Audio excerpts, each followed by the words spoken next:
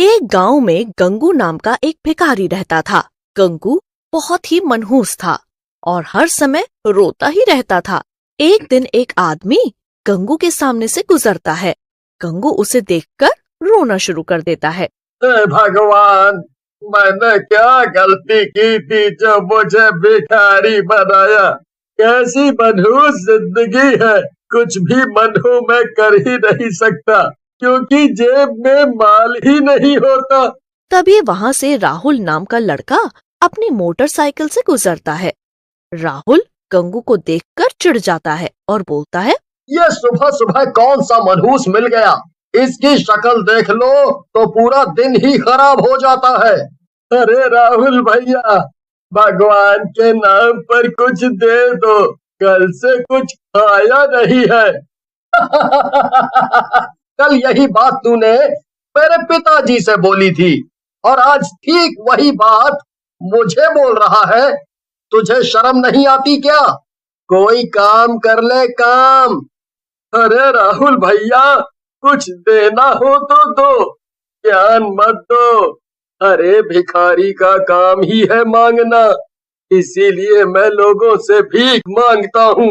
गंगू की बात सुनकर राहुल 10 रुपए निकालता है और हंसते हुए गंगू को दे देता है।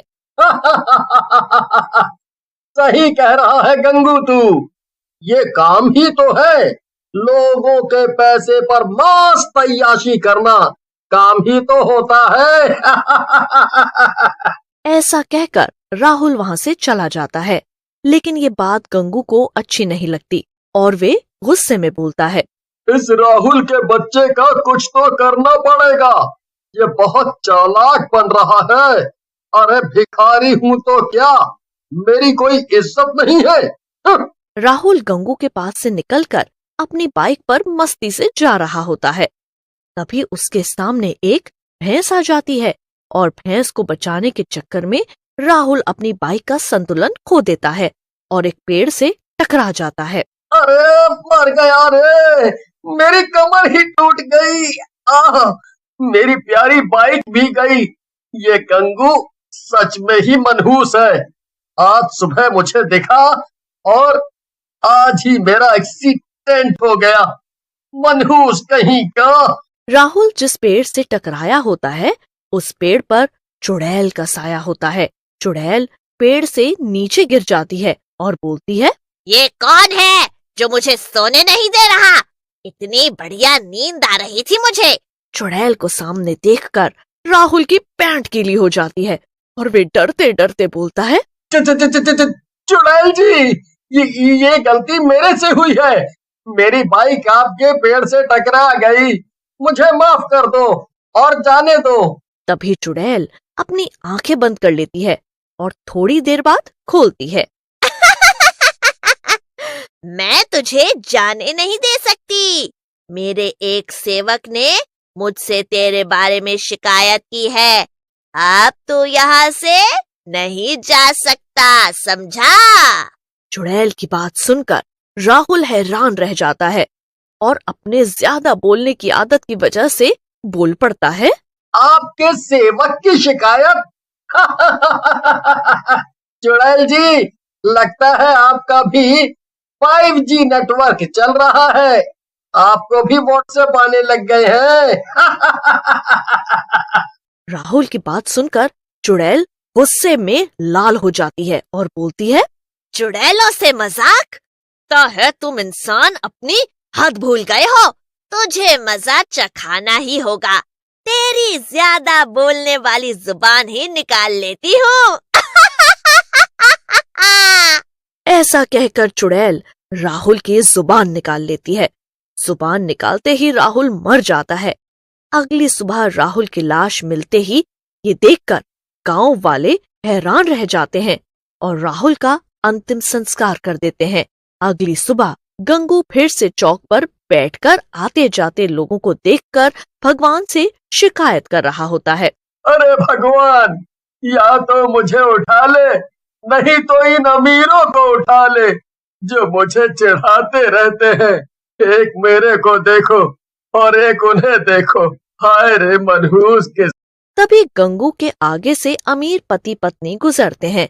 अमीर आदमी की सुंदर पत्नी को देखकर गंगू बोलता है, देखा भगवान, देखा, आज तूने मुझे पैसे दिए होते तो इस लड़की का पति मैं होता। लंगूर के हाथों में अंगूर दे दिए हैं तूने। हाय रे फूटी किस्मत, कुछ तो दे दो, नहीं तो आज भी भूखा ही रहना पड़ेगा।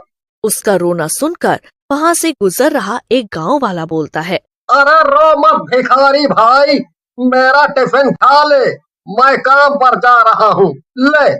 कौन हो भाई? इस गांव में तो तुम्हें पहली बार देखा है, कहीं दूसरे गांव से आए हो क्या? सही पहचाना है आपने भाई, मैं इस गांव में नया हूँ, कुछ दिनों के लिए आया हूँ और मेरा नाम श्याम है। श्याम, वाह कितना अच्छा नाम है, आपका स्वभाव भी कितना अच्छा है, वरना इस गांव के लोग तो बिल्कुल बेकार और बदतमीज हैं। ऐसी कड़वी बातें मत बोलो भैया, सब लोग अच्छे होते हैं, बस समय की बात है। ऐसा कहकर श्याम वहाँ से चला जाता है। श्याम अपने ऑफिस की तरफ बढ़ा चला जा रहा होता है और लेट हो रहा होता है। अरे मर गया रे, ओहो, एक तो लेट हो रहा हूँ, ऊपर से ना जाने किसने यहाँ मटका रख दिया। एक काम करता हूँ, मटका उठाकर रोड के किनारे रख देता हूँ ताकि कोई और इससे ना टकराए। श्याम जैसे ही मटका उठाता है, उसमें से सिक्कों के छलकने की आवाज आती है। श्याम मटके के अंदर हाथ डालता है और एक सिक्का निकालता है। वे एक सोने का सिक्का होता है। श्याम सोच में पड़ा होता है कि क्या करे, मटके को कहाँ रखे। तभी वहाँ एक सुंदर सी औरत आती है और बोलती है, क्या हुआ भैया, आप परेशान दिख रहे हो, कोई दुर्घटना हो गई क्या आपके साथ? औरत की बात सुनकर श्याम उसे मटके और सिक्कों के बारे में बताता है, जिसे सुनकर औरत बोलती है, आप तो बहुत ही शरीफ आदमी लगते हो, कोई और होता तो सारे सिक्कर लेकर यहाँ से चला गया होता। एक काम करो, इसे आप ही रख लो और कोई अगर आपसे सिक्कों या मटकों के बारे में पूछे तो उसे दे देना। औरत की बात सुनकर श्याम वो मटका लेकर अपने साथ चला जाता है। उधर राहुल की मौत से उसका भाई रौनक परेशान हो गया होता है और उसे गंगू भिखारी पर शक हो रहा होता है। ऐसा कहकर रौनक गंगू का पीछा करने लगता है। वे देखता है कि गंगू एक जंगल के अंदर जाता है और एक शैतान बन जाता है और चुड़ैल को आवाज लगाता है। शैतान की बात सुनकर एक सुंदर औरत बाहर आती है। रौनक इससे पहले कुछ समझ पाता, वो सुंदर औरत एक चुड़ैल में बदल जाती है।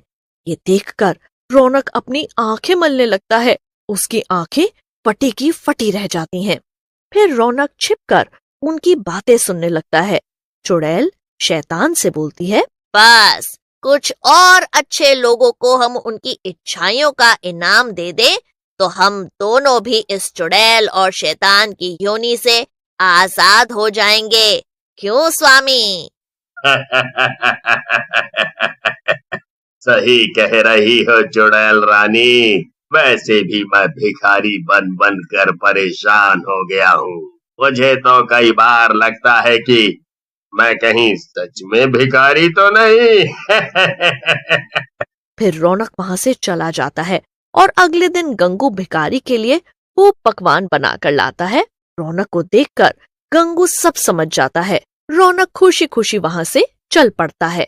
लेकिन जैसे ही रौनक आगे बढ़ता है, उसे एक 5 रुपए का खोटा नोट मिलता है। नोट को देखकर रौनक को गुस्सा आ जाता है। तभी उसे गंगू की आवाज सुनाई देती है। गंगू उसे रुकने के लिए बोलता है। गंगू भागकर उसके पास आता है और बोलता है, अरे रौनक भैया, मुझे 50 रुपए दे दो, मुझे कुछ काम है। गंगू के पैसे मांगने पर रौनक गुस्सा हो जाता है और भूल जाता है कि गंगू कौन है। गंगू शैतान बन जाता है और वह चुड़ैल भी वहां आ जाती है और मार डालती है। और इसी तरह उनको और भी नेक लोग मिलते हैं और कुछ ही समय में दोनों मुक्त होकर चले जाते हैं।